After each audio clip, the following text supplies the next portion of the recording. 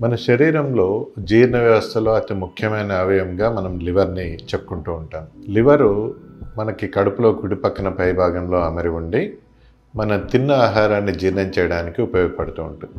అట్లనే ఆహారంలో నుంచి జీర్ణమైన ఆహారంలో నుంచి ఉత్పత్తి అయిన ముడి పదార్థాలను వినియోగించుకొని శరీరానికి కావాల్సినటువంటి అన్ని రకాల పదార్థాలని ఎంజైమ్స్ కానివ్వండి, కొలెస్ట్రాల్ కానివ్వండి, హార్మోన్స్ కానివ్వండి, ప్రోటీన్ కానివ్వండి, ఈ విధంగా అనేక రకాల పదార్థాలని తయారు చేసి తిరిగి శరీరానికి అందించే ముఖ్యమైన పనిని లివర్ చేస్తూ ఉంటుంది. అలాగే శరీరంలో గ్లూకోజ్ని నిల్వ ఉంచుకొని శరీరానికి అవసరమైనప్పుడు గ్లూకోజ్ని రిలీజ్ చేస్తూ శరీరానికి కావాల్సినటువంటి మెయిన్ ఎనర్జీ సోర్స్ ఏదైతే గ్లూకోజ్ ఉంటుందో దాన్ని కూడా నియంత్రణ చేస్తూ ఉంటుంది. ఒకవైపు ఈ విధంగా పోషక ప్రక్రియలు చేస్తూనే మరోవైపు నుంచి శరీరంలో ఉత్పత్తి అయ్యేటువంటి కొన్ని విష పదార్థాలు, వ్యర్థ పదార్థాలు ఏవైతే ఉంటాయో, ముఖ్యంగా అమోనియా, లాక్టేటు, ఇటువంటి వ్యర్థ పదార్థాలని శరీరం నుంచి బయటికి పంపించే ముఖ్యమైన పనిని కూడా లివర్ చేస్తూ ఉంటుంది. వీటితో పాటుగా శరీరంలో జరిగేటువంటి అనేక రకాల రసాయన ప్రక్రియల్ని, అది ఎంజైమ్ ప్రక్రియలు కానివ్వండి, హార్మోన్ ప్రక్రియలు కానివ్వండి, అనేక రకాల మెటబాలిక్ ఫంక్షన్స్ కానివ్వండి, వీటిలన్నిటినీ కూడా కోఆర్డినేట్ చేసి వీటిల్ని సమన్వయం చేసేటువంటి ముఖ్యమైన పాత్రను కూడా లివర్ పోషిస్తూ ఉంటుంది. లివర్లో వచ్చేటువంటి ఒక అతి ముఖ్యమైన ఇబ్బందుల్లో ఒకటి జాండీస్. అయితే జాండీస్నే మనము పసరికలని, పచ్చకామెర్లని, కామెర్లని, ఈ విధంగా అనేక రకాల పేర్లతోటి మనం పిలుస్తూ ఉంటాం. అయితే ఇక్కడ ముఖ్యంగా అర్థం చేసుకోవాల్సింది ఏంటంటే జాండీస్ అనేది ఒక రోగ లక్షణం. జాండీస్ అనేది అనేక రకాల కారణాల మూలంగా రావచ్చు. అందులో అతి ముఖ్యమైన కారణం లివర్ యొక్క ప్రాబ్లమ్స్. ఆ లివర్ ప్రాబ్లమ్స్లో కూడా అనేక రకాల కారణాలు ఉండవచ్చు. మనం చూసుకున్నట్టయితే జాండీస్ రావడానికి ఉన్న కారణాల్లో ముఖ్యమైన కారణాలని మనం స్థూలంగా చూసుకున్నట్టయితే పుట్టుకతోటి వచ్చేటువంటి ఇబ్బందులు ఉండవచ్చు, లేదా ఇన్ఫెక్షన్స్ ఉండవచ్చు. మూడో ముఖ్యమైన కారణము లివర్కి సంబంధించినటువంటి బయలుగొట్టాలు ఏవైతే ఉంటాయో వాటిల్లో బ్లాకేజెస్ ఏర్పడటము. అదేవిధంగా నాలుగోది లివర్లో జరిగేటువంటి అనేక రకాల రసాయన ప్రక్రియల మూలంగా, ముఖ్యంగా మనకున్నటువంటి అలవాట్లు, ఆల్కహాల్ లాంటి పదార్థాలు కానీ, ఇతరత్ర మందులు కానీ, వీటి మూలంగా వచ్చేటువంటి లివర్ డ్యామేజ్.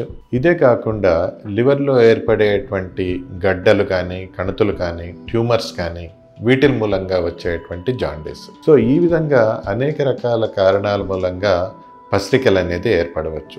సో అందువల్లనే పసరికలు అనే దాన్ని మనం ఒక రోగ లక్షణంగా మాత్రమే పరిగణించాలి. ఇది రోగం కాదు. జాండీస్ అనేది రోగం కాదు. జాండీస్ అనేది లోపల ఉన్నటువంటి డిసీజ్కి అదొక మేనిఫెస్టేషన్. ఇంత మునుపు చెప్పుకున్నట్టుగా కొందరు పిల్లల్లో మనకి పుట్టుకతోటే జాండీస్ అనేది కనిపిస్తుంది. సాధారణంగా ఇది తల్లి కడుపు నుంచి వేరైనప్పుడు పిల్లల్లో వచ్చేటువంటి ఫిజియోలాజికల్ జాండీసే ఉంటుంది. ఇది చాలా సందర్భాల్లో over a period of few days దానంతటా అదిగా కానీ కొంత మందుల మూలంగా కానీ అది క్లియర్ అయిపోతుంది. అయితే జాండీస్ ఎప్పుడైతే more than 1 week to 10 days persist అవుతుందో పుట్టిన పిల్లల్లో మనము కొన్ని రకాల ఇన్ఫెక్షన్స్, టార్చ్ ఇన్ఫెక్షన్స్ అంటారు వీటిల్ని, ఈ యొక్క ఇన్ఫెక్షన్స్ని రూల్ అవుట్ చేసుకోవడం చాలా ముఖ్యము. అదేవిధంగా ఇంకా కూడా జాండీస్ పర్సిస్ట్ అవుతూ ఉంది, ఇన్ఫెక్షన్ లేదు అంటే మనకి కొన్నిసార్లు లివర్ నుంచి వచ్చేటువంటి బయలుగొట్టాలు పుట్టుకతోటి ఏర్పాటు కావు. దీన్నే ఎక్స్ట్రా హెపాటిక్ బిలియరీ అట్రేజియా అంటారు. ఈ ఇబ్బందిని చాలా త్వరగా పసిగట్టడం చాలా ఇంపార్టెంట్. ఎందువల్లంటే ఈ ఇబ్బంది కనుక కొన్ని వారాలు గడుస్తే, అట్లనే కంటిన్యూ అవుతే, దాన్ని రికగ్నైజ్ చేయకపోతే పుట్టిన పిల్లల్లో పర్మనెంట్గా లివర్ డ్యామేజ్ అయిపోవడము, అల్టిమేట్గా అది లివర్ సిర్రోసిస్కి దారితీయడం జరుగుతుంది. అందువల్ల పిల్లల్లో వచ్చేటువంటి పసరికలు సాధారణమైనప్పటికీ అవి ఎక్కువ కాలం కనుక కంటిన్యూ అవుతుంటే, పర్టిక్యులర్గా వారం 10 రోజులకి మించి కనుక ఫిజియలాజికల్ జాండీస్ అనుకొని అది ట్రీట్ చేస్తున్నప్పుడు జాండీస్ ఇంకా పర్సిస్ట్ అవుతూ ఉంటే, ముఖ్యంగా లివర్లో ఏర్పడేటువంటి ఇన్ఫెక్షన్స్తో పాటుగా ఈ ఎక్స్ట్రా హెపాటిక్ బిలియరీ అట్రేజియా ఏదైతే లివర్ నుంచి రావాల్సిన బయలుగొట్టాలు పుట్టుకతో ఏర్పడినటువంటి పరిస్థితి ఏదైతే ఉంటుందో దీన్ని రూల్ అవుట్ చేసుకోవడం చాలా మంచిది. అదేవిధంగా రెండో ముఖ్యమైన కారణం జాండీస్ రావడానికి శరీరంలో మనకి ఏర్పడేటువంటి ఇన్ఫెక్షన్స్, ముఖ్యంగా హెపటైటిస్ ఇన్ఫెక్షన్స్. ఈ హెపటైటిస్ ఇన్ఫెక్షన్స్ సాధారణంగా కలుషితమైన నీరు, కలుషితమైన ఆహారం ద్వారా మనకి నోటి ద్వారా ఇవి వ్యాప్తి చెందుతూ ఉంటాయి. ఇది మల విసర్జన తర్వాత చేతులు శుభ్రంగా కడుక్కోకపోవడము, లేదంటే ఆహారం తినే మునుపు కానీ ఆహారం ప్రిపేర్ చేసే మునుపు కానీ చేతులు సరిగ్గా కడుక్కోకపోవడము, ఆహార పదార్థాలను శుభ్రంగా ఉంచకపోవడము, అదేవిధంగా కలుషితమైన నీరు తాగడము, వీటి ద్వారా హెపటైటిస్ ఏ మరియు హెపటైటిస్ ఈ వైరస్లు స్ప్రెడ్ అవుతాయి.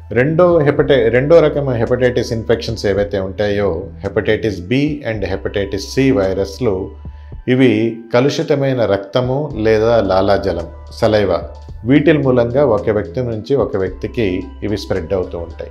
అందువల్ల ఎప్పుడైనా బ్లడ్ అవసరమైనప్పుడు దాన్ని సర్టిఫైడ్ బ్లడ్ బ్యాంక్స్ ద్వారానే పొందడము, అది వైద్య పర్యవేక్షణలోనే సరైన ప్రాపర్ వేలోనే బ్లడ్ ట్రాన్స్ఫ్యూజన్ అనేది జరగడం అనేది చూసుకోవడం చాలా ఉత్తమం. జాండీస్ రావడానికి మూడో ముఖ్యమైన కారణము లివర్ నుంచి వచ్చేటువంటి బైల్ డక్ట్స్లో, బైల్ గొట్టాల్లో పూడికలు ఏర్పడడం. ఈ బ్లాకేజెస్ అనేవి సాధారణంగా స్టోన్స్ మూలంగా, గాల్ బ్లాడర్లో స్టోన్స్ కానీ లేదా బైల్ డక్ట్లో స్టోన్స్ ఏర్పడడం ద్వారా ఇవి ఈ బైల్ డక్ట్ అనేది బ్లాక్ కావడము, దాని మూలంగా జాండీస్ ఏర్పడడం మనం చూస్తూ ఉంటాం. ఇదే కాకుండా కొన్ని సందర్భాల్లో బైల్ డక్ట్లో కానీ గాల్ బ్లాడర్లో కానీ ఏర్పడే ట్యూమర్స్ కానీ, పూడికలు స్ట్రిక్చర్స్ అంటారు, ఇవి పారాసైటిక్ ఇన్ఫెస్టేషన్స్ మూలంగా కానీ, ఈ విధంగా అనేక కారణాల మూలంగా ఈ బైల్ గొట్టాల్లో పూడికలు ఏర్పడడం మూలంగా, బ్లాకేజ్ ఏర్పడడం మూలంగా ఈ జాండీస్ అనేది ఏర్పడవచ్చు. సాధారణంగా ఈ బ్లాకేజెస్ మూలంగా ఏర్పడే జాండీస్లో మనం చాలా సందర్భాల్లో పసిరికలతో పాటు తీవ్రమైన కడుపులో నొప్పి, అదేవిధంగా జ్వరం రావడము, దాంతోపాటుగా ఒళ్ళు దురదలు ఏర్పడడం కూడా మనం చూస్తూ ఉంటాం. ఇక నాలుగో ముఖ్యమైన కారణం వచ్చేప్పటికీ లివర్లో ఏర్పడేటువంటి సిర్రోసిస్, అంటే లివర్ ఫెయిల్ కావడం, లివర్ డ్యామేజ్ కావడము, డ్యామేజ్ అయిన లివర్ ఫెయిల్ కావడం. ఇందుకు ముఖ్యమైన కారణాలు మనకి పెద్దవాళ్ళలో చూసుకున్నట్టయితే ఆల్కహాల్ కన్జంప్షన్. దీర్ఘకాలం కనుక ఆల్కహాల్ తీసుకుంటే దాని మూలంగా లివర్ డ్యామేజ్ కావడము, తద్వారా లివర్ సిర్రోసిస్ ఏర్పడి జాండీస్ రావడం జరుగుతూ ఉంటుంది. ఇదే కాకుండా hepatitis B infection, hepatitis C infection, కొన్ని రకాల జన్యుపరమైన లోపాలు, వీటి మూలంగా కూడా లివర్ డ్యామేజ్ కావడము, లివర్ సిర్రోసిస్ ఏర్పడము, పసిరికలు ఏర్పడడం మనం చూస్తూ ఉంటాం. ఇక ఐదో ముఖ్యమైన కారణము లివర్లో ఏర్పడేటువంటి ట్యూమర్స్. అయితే లివర్లో ఏర్పడిన ప్రతి ట్యూమరు, అంటే గడ్డ, కణితి అన్నీ కూడా క్యాన్సర్ కణుతులు కాకపోవచ్చు.